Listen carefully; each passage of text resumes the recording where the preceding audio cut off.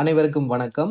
பதிவாளர் நாயகம் திணைக்களத்தின் மூலம் பதிவாளர் சேவையினுடைய 3வது வகுப்பு தரம் 2ற்கான ஆட்சேர்ப்பு செய்வதற்கான திறந்த போட்டி பரீட்சை விண்ணப்பங்கள் கோரப்பட்டிருக்கு. உங்களுக்கு தெரியும், பதிவாளர் சேவை என்று சொல்வது ரெஜிஸ்ட்ரார் சர்வீஸ். உங்களுக்கு தெரியும், திருமணம், பிறப்பு, இறப்பு, அதே போல காணி சொத்து உரிமை தொடர்பான பதிவுகளை மேற்கொள்ளக்கூடிய இந்த பதிவாளர் சேவையில் நீங்களும் ஒரு ஆப்பர்ச்சுனிட்டியை பெற்றுக்கொள்வதற்கு இந்த போட்டி பரீட்சையை வெற்றி கொள்வதன் மூலமாக நீங்களும் இந்த அரசாங்கத்தினுடைய ஓய்வூதியமுடைய நிரந்தரமான ஒரு அரச நியமனத்தை பெற்றுக்கொள்ளக்கூடிய வாய்ப்பை உங்களால் உருவாக்கி கொள்ள முடியும். ஸோ இந்த பரீட்சையை பொறுத்த வரைக்கும் இது 2025ஆம் ஆண்டு டிசம்பர் மாதம் நடத்தப்படும் என்பது கெசட் மூலமாக தெளிவாக சொல்லப்பட்டிருக்கிறது. ஸோ இந்த வருடத்தினுடைய இறுதியில் இந்த பரீட்சை நடத்தப்படும். அதே போல இதுக்கு முழுக்க முழுக்க ஆன்லைன் மூலமாக, அதாவது இலங்கை பரீட்சைகள் திணைக்களத்தினுடைய ஒஃபிஷியல் வெப்சைட்டாக இருக்கக்கூடிய www.doenets.lk என்ற இணையதளத்தின் மூலமாக மட்டும்தான் உங்களுடைய விண்ணப்பங்கள் ஏற்றுக்கொள்ளப்படும். வேறு எந்த வகையிலும் அனுப்பப்படும் விண்ணப்பங்கள் ஏற்றுக்கொள்ளப்படாது. ஸோ இதற்கான இறுதி திகதி இந்த அக்டோபர் மாதம், எதிர்வருகின்ற அக்டோபர் மாதம் 17ஆம் திகதியாக குறிப்பிடப்பட்டிருக்கிறது. ஸோ இந்த கெசட்டுடைய முதல் பக்கத்தில் இங்கே சில நகரங்கள் அட்டவணையில் குறிப்பிடப்பட்டிருக்கு. ஸோ இது இந்த வேலைவாய்ப்புக்கான விண்ணப்பங்களுக்கான அட்டவணை இல்லை. இது ஏற்கனவே இதுக்கு முதல் பக்கத்தில் இருக்கிற ஒரு வேலை வாய்ப்புக்கான தொடர்ச்சியாக வரக்கூடிய அட்டவணை. ஸோ இதற்கான அட்டவணை 2வது பக்கத்தில் தான் இருக்குது. ஸோ குறிப்பாக எங்களுடைய வழிகாட்டல் வகுப்புகளில் இல்லாதவர்கள் அதாவது குழுவில் இல்லாதவர்கள் இந்த பிடிஎஃபினுடைய இந்த லிங்கை கிளிக் பண்ணுறதன் மூலமாக ஜாயின் பண்ணிக்கொள்ள முடியும். இந்த வீடியோடைய டிஸ்கிரிப்ஷனில் பாருங்க, நான் கூகுள் டிரைவ் லிங்க் கொடுத்துருக்கிறேன். இந்த பிடிஎஃப்க்கான இந்த பிடிஎஃப் ஓப்பன் பண்ணி நீங்கள் இந்த இடத்தை டச் பண்ணுறதன் மூலமாக எங்களுடைய குழுவில் இணைந்து கொள்ள முடியும். அதில் நேரடியாகவே டிஸ்கிரிப்ஷனில் லிங்க் இருக்குது. நீங்கள் தேவைப்பட்ட எங்களுடைய கைடன்ஸ் குரூப்பில் இணைந்து கொள்ள முடியும். ஸோ இந்த குறிப்பிட்ட மாவட்டங்களுக்கான சென்டர்ஸ், அதாவது 9 மாகாணங்களுக்கும் ஒவ்வொரு சென்டர் வீதம் 9 சென்டர்ஸ் ஒதுக்கி இருக்கிறாங்க. ஸோ இது 2வது பக்கத்தில் தான் இருக்குது. 1ஆம் பக்கத்தில் இருக்கிறது எங்களுக்குரியது இல்லை. ஸோ இதை நீங்கள் அவாய்ட் பண்ணிடுங்க. ஸோ இந்த 2ஆம் பக்கத்தில் இருக்கிற பார்த்தீங்கன்னு சொன்னால் கொழும்பு, மேல் மாகாணத்தில் கொழும்பு தான் சென்டர். ஸோ இலக்கம் 1, அதுக்கான இலக்கம் 1. அதே போல் யாழ்ப்பாணம் வட மாகாணத்துக்கு, மட்டக்களப்பு கிழக்கு மாகாணத்துக்கு, அதுக்கான இலக்கங்கள் 4, 5ன்னு சொல்லி குறிப்பிடப்பட்டிருக்கு. ஸோ இந்த வேலைவாய்ப்புக்கான விண்ணப்பங்கள் ஒவ்வொரு மாவட்டத்திலிருந்தும் அனுப்பப்படும் விண்ணப்பங்களுடைய எண்ணிக்கையை பொறுத்து குறிப்பிட்ட எண்ணிக்கையான விண்ணப்பங்கள் அந்த மாவட்டத்திலிருந்து வந்திருந்தால் மட்டும்தான் அந்த சென்டர்ல உங்களுக்கு தேர்வு நடத்தப்படும்.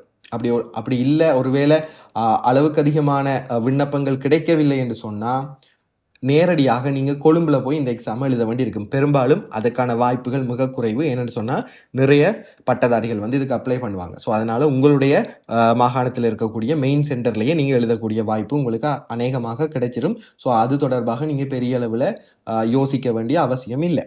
ஸோ அப்போ அடுத்ததாக பார்த்தீங்கன்னு சொன்னால் இதில் சம்பள அளவு திட்டம்ன்றதுல பாருங்க, 2027 1ஆம் மாதம் 1ஆம் தேதிக்குரிய நியமனத்துக்கான சம்பள அளவு திட்டம் தான் இதில் சொல்லப்பட்டிருக்கு. அதாவது உங்களுடைய ஆரம்ப சம்பளமாக 58,660 ரூபாய்.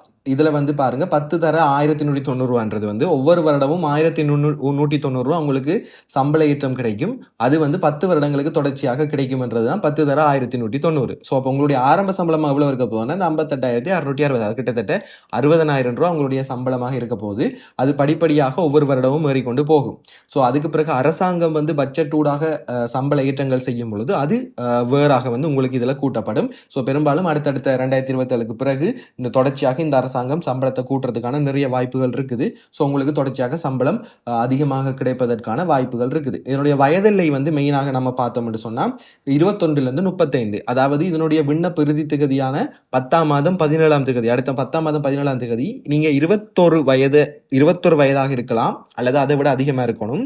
அதே போல 35 வயதாக இருக்கலாம் அல்லது 35 விட குறைவாக இருக்கணும். இப்போ உதாரணமாக 10ஆம் மாதம் 17ஆம் தேதிக்கு முதலே நீங்க உங்களுடைய 35வது பிறந்தநாளை கொண்டாடிட்டீங்கன்னு சொன்னா நீங்க 36வது வயதுக்கு கால் எடுத்து வச்சுட்டீங்கன்னு அர்த்தம். ஸோ எனவே நீங்க 35 வயதை கடந்துட்டீங்கன்னு சொன்னா இதுக்கு விண்ணப்பிக்க முடியாது. உதாரணமாக நீங்க 2004ஆம் ஆண்டு 10ஆம் மாதம் 17ஆம் தேதியிலிருந்து 1990 10ஆம் மாதம் 17ஆம் தேதி இந்த இடைப்பட்ட இந்த 14 வருட கால பகுதிக்குள்ள நீங்க பிறந்த ஒருவராக இருக்கணும். சரியாக அதுக்கு முன்னரோ பின்னரோ நீங்க பிறந்திருந்தீங்கன்னு சொன்னா நீங்க இதுக்கு விண்ணப்பிக்க முடியாதுன்றதை கவனத்தில் கொள்ளுங்க. ஸோ இதற்கான நேரடியான தகமை சிம்பிள் 2 தகமை தான். ஒன்று நீங்க பல்கலைக்கழக மானியங்கள் ஆணைக்குழுவால் அங்கீகரிக்கப்பட்ட ஒரு பட்டம். அது எந்த பட்டமாக இருந்தாலும் அது எக்ஸ்டர்னல் டிகிரியாக இருக்கலாம் அல்லது இன்டர்னல் டிகிரியாக இருக்கலாம்.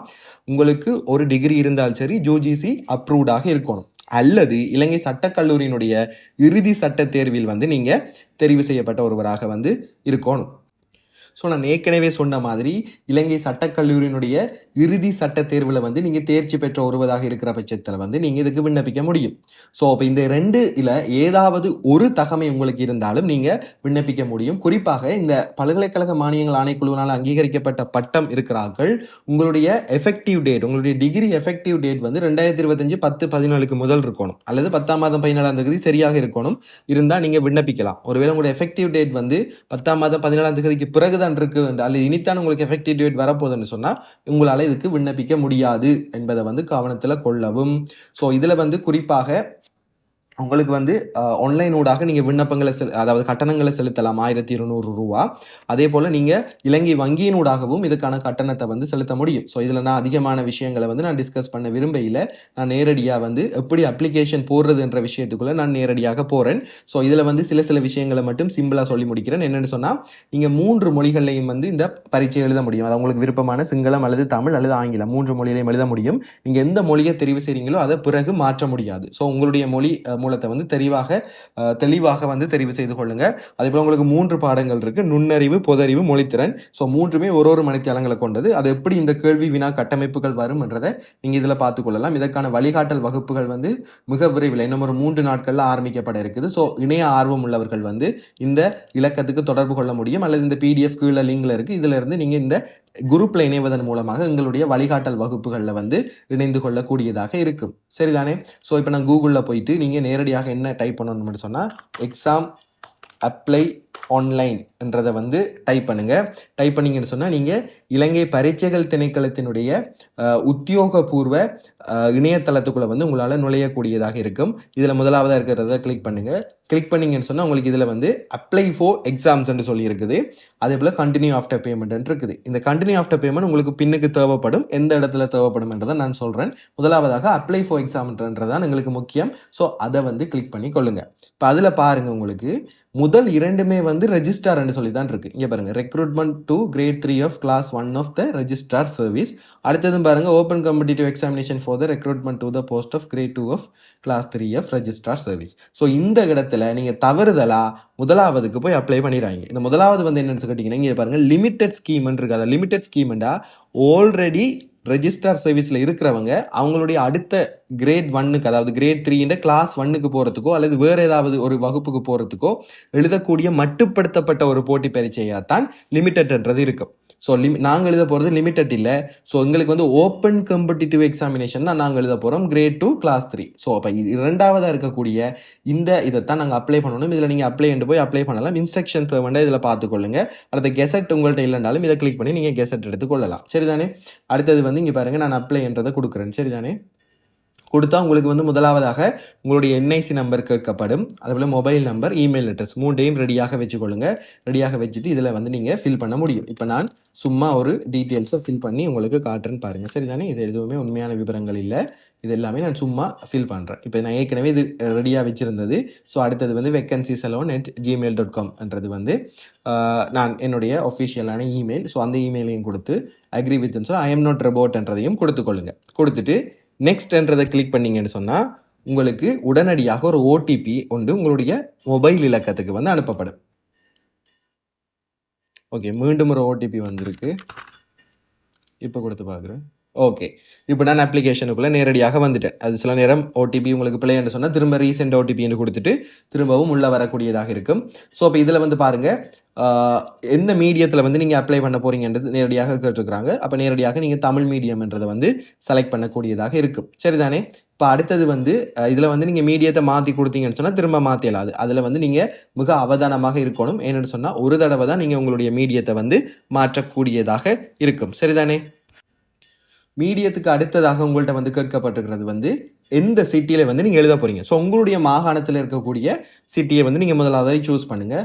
ஸோ நான் திருகோணமலை என்றாலும் திருகோணமலை இல்லை. ஸோ கிழக்கு மாகாணத்தில் பெட்டிக்குளோ இருக்குது. நான் பெட்டிக்குளோன்றதை சூஸ் பண்ணுறேன்.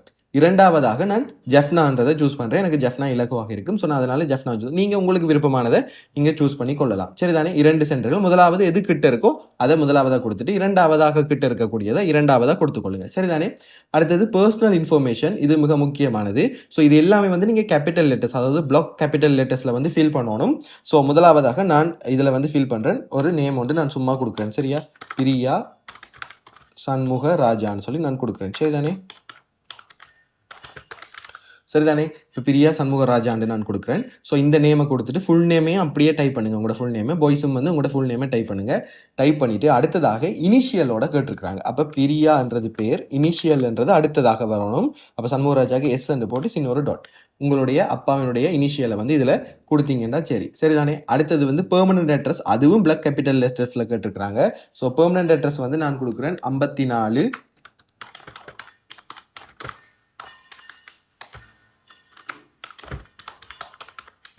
ஸோ என்னுடைய பெர்மனன்ட் அட்ரஸை வந்து நான் டைப் பண்ணிவிட்டேன். நீங்களும் உங்களோட பெர்மனன்ட் அட்ரஸை வந்து டைப் பண்ணிக்கொள்ளுங்க.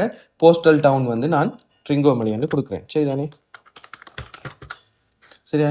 டிஸ்ட்ரிக்ட் ஆஃப் பெர்மனன்ட் ரெசிடென்ஸ் கேட்டுக்கலாம். உங்களுடைய நிரந்தரமாக வசிக்கும் மாவட்டம் எதுவோ அதை வந்து நீங்கள் இப்போ கொடுக்கலாம். இப்போ நீங்கள் முதல் பிறந்தது வேறு மாவட்டமாக இருக்கலாம், இப்போ வசிக்கிறது நிரந்தரமாக வேறு மாவட்டம் என்றாலும் நீங்கள் தாராளமாக அதையே வந்து கொடுத்து கொள்ளலாம். எந்த ஒரு பிரச்சனையும் கிடையாது.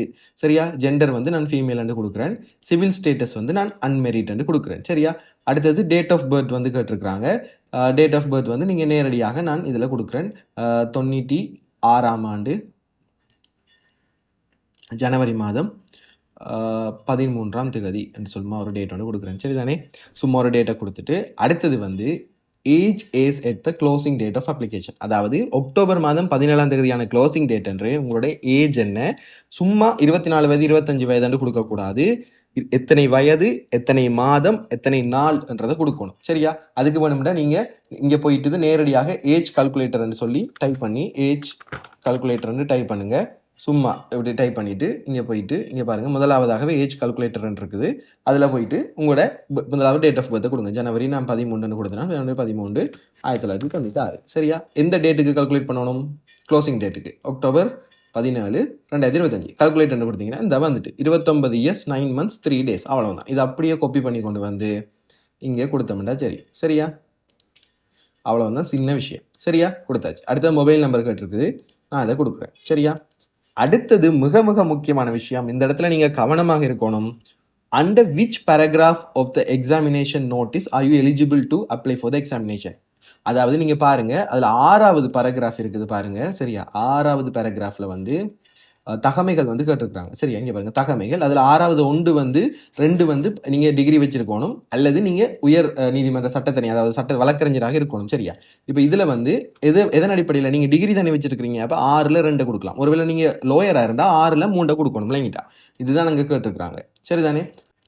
அடுத்தது வந்து உங்களுடைய டிகிரியை வந்து கேட்டிருக்கிறாங்க.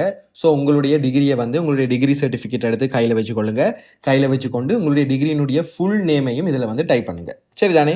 ஃபுல் நேமையும் டைப் பண்ணிவிட்டு அடுத்தது நேம் ஆஃப் த யூனிவர்சிட்டி, அடுத்தது எஃபெக்டிவ் டேட். நான் ஆல்ரெடி சொன்ன விஷயம், நீங்கள் டிகிரி கம்ப்ளீட் பண்ணியிருந்தீங்கன்னா கம்ப்ளீஷன் லெட்டர்லையோ அல்லது உங்களுடைய டிகிரி சர்டிஃபிகேட்லையோ உங்களுடைய எஃபெக்டிவ் டேட்னு சொல்லி ஒரு விஷயம் குறிப்பிடப்பட்டிருக்கும். அது வந்து அக்டோபர் 17 2025க்கு முன்னர் இருக்கணும். அதையும் நீங்கள் கவனித்து கொள்ளுங்கள். ஸோ உங்களுடைய எஃபெக்டிவ் டேட்டை வந்து நீங்கள் இதில் போட்டுக்கொள்ளலாம். சரிதானே? அடுத்தது கேட்டிருக்காங்க, இஃப் அண்டர் paragraph 6.3, உங்களுக்கு ஏற்கனவே தெரியும், நீங்கள் 6.2 சொன்ன டிகிரி 6.3 சொன்னால் நீங்கள் லோயராக இருக்கணும். அப்போ 6.3 நீங்கள் லோயராக இருக்கும் பட்சத்தில் நீங்கள் எந்த டேட்டில் வந்து சத்திய பிரமாணம் செய்து கொண்டீங்க என்றதை கேட்குறாங்க சுப்ரீம் கோர்ட்டில். ஸோ அப்போ நீங்கள் லோயராக இருந்து இதுக்கு அப்ளை பண்ணினீங்கன்னா தாராளமாக நீங்கள் எந்த டேட்டில் வந்து நீங்கள் உங்களுடைய சத்திய பிரமாணத்தை செய்தீங்கன்னு இதில் மென்ஷன் பண்ணணும். மற்றபடி நீங்கள் டிகிரி ஹோல்டராக இருந்தால் இதை நீங்கள் கொடுக்க வேண்டிய அவசியம் கிடையாது. இவ்வளவு தான் இதில் இருக்கிற விஷயம், வேறு எதுவுமே கிடையாது. சரியான simple. O level A level results எதுவுமே இதில் கேட்கப்பட இல்லை. ஸோ இது ஒரு நல்ல வாய்ப்பு. சில பேருக்கு வந்து இப்போ டிகிரியோட சேர்த்து O level A levelலையும் இந்த ரிசல்ட்ஸ் இருக்கணும் என்ற சில கட்டுப்பாடுகள், சில வேலை வாய்ப்புகள் இருக்கும். அப்படி இருக்கிறவங்களுக்கு அந்த டிகிரி இருந்தாலும் கூட அந்த ரிசல்ட்ஸ் இல்லாமல் அப்ளை பண்ண முடியாமல் போகிற ஆட்களும் இருக்கிறாங்க. ஸோ அப்போ இங்கே டிகிரி மட்டும்தான் விஷயம்ன்றதால உங்களுக்கு இலகுவாக O level A level results எந்த பிரச்சனை இருந்தாலும் நீங்கள் இதில் வந்து அப்ளை பண்ணக்கூடியதாக இருக்கும். ஸோ எல்லாமே அப்ளை பண்ணி முடிச்சுட்டு இங்கே சர்வ்ன்றதை கொடுத்துக்கொள்ளுங்க. சர்வ் பண்ணிட்டீங்கன்னு சொன்னால் உங்களோட அப்ளிகேஷன் சர்வ் ஆகிடும். ஒருவேளை நீங்கள் வெளியே போனாலும் திரும்பவும் அதே ஐசி நம்பரையும் ஃபோன் நம்பரையும் கொடுத்து உள்ளே வந்தீங்கன்னா அப்ளிகேஷன் அப்படியே இருக்கும். சரிதானே? அடுத்தது சப்மிட்ன்றதை கொடுப்பீங்க. சப்மிட் என்று கொடுத்தோன்னா உங்களுடைய அப்ளிகேஷனுடைய ஃபுல் வியூவும் அப்படியே வரும். நீங்கள் இது வரைக்கும் டைப் பண்ணி கொடுத்த அப்ளிகேஷன் எல்லா டீட்டெயில்ஸும் வருவீங்க, அவ்வளோ டீட்டெயில்ஸும் ஃபுல்லாக வரும். அதில் நீங்கள் உங்களோட அப்ளிகேஷனை சரியாக ஃபில் பண்ணியிருக்கிறீங்களான்றதை ஃபுல்லாக ரிவ்யூ பண்ணிக்கொள்ளுங்க. ரிவ்யூ பண்ண பிறகு உங்களுக்கு ஸ்க்ரோல் பண்ணி கீழே வந்தீங்கன்னா நான் வந்து இதை கன்ஃபார்ம் பண்ணுறேன்னு சொல்லி இதில் ஒரு டிக் கொண்டு பண்ணுற மாதிரி இருக்குது. சரியா, நான் இதை வந்து ஸ்க்ரீன்ஷாட் பண்ணி வச்சிருக்கிறேன். ஸோ இதில் வந்து நீங்கள் கிளிக் பண்ணி கொள்ளலாம். நான் இதில் வந்து கன்ஃபார்ம் பண்ணுறேன்னு சொல்லி, சரியா, நீங்கள் கன்ஃபார்ம் பண்ணி கிளிக் பண்ணி இது ரெட்டாக மாறும். ப்ரொசீட் டு பேமெண்ட்ன்றதை நீங்கள் கிளிக் பண்ணணும். சரி தான். இப்போ நான் உதாரணமாக இதில் ஒரு சும்மா ஒரு டிகிரி நேம் கொடுத்துருக்கேன் பாருங்கள், பேச்சுலர் ஆஃப் பிஸ்னஸ் மேனேஜ்மெண்ட், அதெல்லாம் நான் கொடுத்து வச்சிருக்கிறேன். ஸோ இதை வந்து நான் இங்கே கீழே வந்து கொடுக்குறேன். சரியா, கொடுத்துட்டு அடுத்த இதுக்கு நான் போகிறேன். என்னென்னு கேட்டிங்கன்னு சொன்னால் பேமெண்ட்டுக்கு போகும். இங்கே நான் ப்ரொசீட் டு பேமெண்ட் பேமெண்ட்டுக்குள்ளே போகும். பேமெண்ட்டில் பார்த்தீங்கன்னு சொன்னால் இதில் உங்களுக்கு 1200 காட்டும். இதில் ப்ரொசீட் டு பேமெண்ட்ன்றதை கிளிக் பண்ணுங்கள். கிளிக் பண்ணிங்கன்னா அடுத்தது இப்படி ஒரு பேஜ் வந்து உங்களுக்கு வரும், பேமெண்ட் மெத்தட்ன்னு சொல்லி. சரிதானே, இந்த பேமெண்ட் மெத்தட்ன்ற இடத்துல வந்து நீங்கள் கார்டு வச்சிருக்கீங்க, விசா கார்டோ அல்லது மாஸ்டர் கார்டோ ஏதாவது ஒரு கார்டு வச்சிருக்கீங்கன்னு சொன்னால் கார்டை கொடுத்துட்டு டிரெக்டாக கார்டு நம்பரையும் சிவிசி நம்பரையும் கொடுத்து நீங்கள் டிரெக்டாக பேமெண்ட்டை பண்ணிக்கொள்ளலாம். பேமெண்ட் உடனடியாக உங்களுக்கு பண்ணப்பட்டு மெசேஜும் வந்துடும். ஒருவேளை உங்களுக்கு பிஓசி வங்கி ஊடாக பே பண்ணணும் அல்லது பிஓசி ஆப் ஊடாக யாராவது பே பண்ண போறீங்கன்னு சொன்னால் பே வித் பிஓசின்றதை கொடுங்க. சரியா, கொடுத்துட்டு ப்ரொசீட் கொடுத்தீங்கன்னா இந்த பே வித் பிஓசின்னு கொடுக்குற ஆட்களுக்கு வந்து இப்படி ஒரு ரெஃபரன்ஸ் நம்பர் ஒன்று கிடைக்கும். இந்த ரெஃபரன்ஸ் நம்பருக்கு நீங்கள் சரியான கட்டணத்தை செலுத்தினீங்கன்னு சொன்னால் இப்போ உங்களுக்கு இதே மாதிரி இன்னொரு ரெஃபரன்ஸ் நம்பர் வரும். அந்த ரெஃபரன்ஸ் நம்பரை நீங்கள் எடுத்துக்கொண்டு போய் பிஓசி வங்கியில் அதாவது ஸ்லிப் எடுத்து அந்த ஸ்லிப்பில் அந்த ரெஃபரன்ஸ் நம்பரை குறிப்பிட்டு இதுக்கு பேமெண்ட் பண்ணுங்கன்னா அவங்க பேமெண்ட். ஒருவேளை உங்களுக்கு பிஓசி இதில் பே பண்ணுறது கஷ்டம்னா நீங்கள் அப்ளையும் பே பண்ணிக்கொள்ளலாம். போன முறை நாங்கள் எம்எஸ்ஓ போன்ற பரீட்சைகளுக்கு வந்து இந்த மாதிரி நிறைய எங்களுடைய ஸ்டூடெண்ட்ஸ், எங்களுடைய கிளாஸில் இருந்த ஸ்டூடெண்ட்ஸுக்கு எல்லாம் கிட்டத்தட்ட 60 பேருக்கு நாங்கள் இந்த பேமெண்ட் வந்து செய்து கொடுத்துனாங்க. அப்படின்னா பிஓசி அப் ஊடாக. அப்படி ஒருவேளை உங்களுக்கும் பேமெண்ட் பண்ணுறதுல சிறிய கஷ்டங்கள் இருக்கும் என்று சொன்னால், இதில் பண்ணுறதுல பிரச்சனை இருக்குது தெரியாது அப்படின்னு சொன்னால் நீங்கள் நேரடியாக எங்களுடைய வகுப்புகள் இணைந்து கொண்டால் வகுப்பு கட்டணத்தோடு சேர்த்து 1200 செலுத்தினால் நாங்கள் வந்து உங்களுக்காக அந்த பேமெண்ட்டை வந்து செய்து தருவோம். வகுப்பில் இருக்கிறார்களுக்கு மட்டும்தான் எங்களால் செய்து கொடுக்கலாம். ஏன்னா எல்லாருக்கும் எங்களுக்கு செய்து கொடுக்கக்கூடிய வசதி வந்து இல்லை. ஸோ இதில் வந்து இந்த விஷயத்தை கவனமாக பார்த்துக்கொள்ளுங்க. ஸோ அதுலேயும் குறிப்பாக இது எல்லாத்தையும் நீங்கள் பேமெண்ட் பண்ணி முடிச்சிட்டிங்கன்னா உங்களுக்கு ஒரு மெசேஜ் வரும், பேமெண்ட் வந்து எங்களுக்கு கிடைச்சிட்டுன்னு சொல்லி. பேமெண்ட் கிடைச்ச பிறகு நீங்கள் என்ன செய்யணும்னு சொன்னால் மீண்டும் இந்த டிபார்ட்மெண்ட் ஆஃப் எக்ஸாமினேஷன்ன்றதுக்குள்ள ஃபர்ஸ்ட் பேஜுக்கு வாங்க. சரியா, ஃபர்ஸ்ட் பேஜுக்கு வந்தீங்கன்னா இங்கே வருங்க இப்படி ஒரு பேஜுக்கு நான் ஏற்கனவே சொன்னேன் கண்டினியூ ஆஃப்டர் பேமெண்ட் ஒரு ஆப்ஷன் இருக்குது.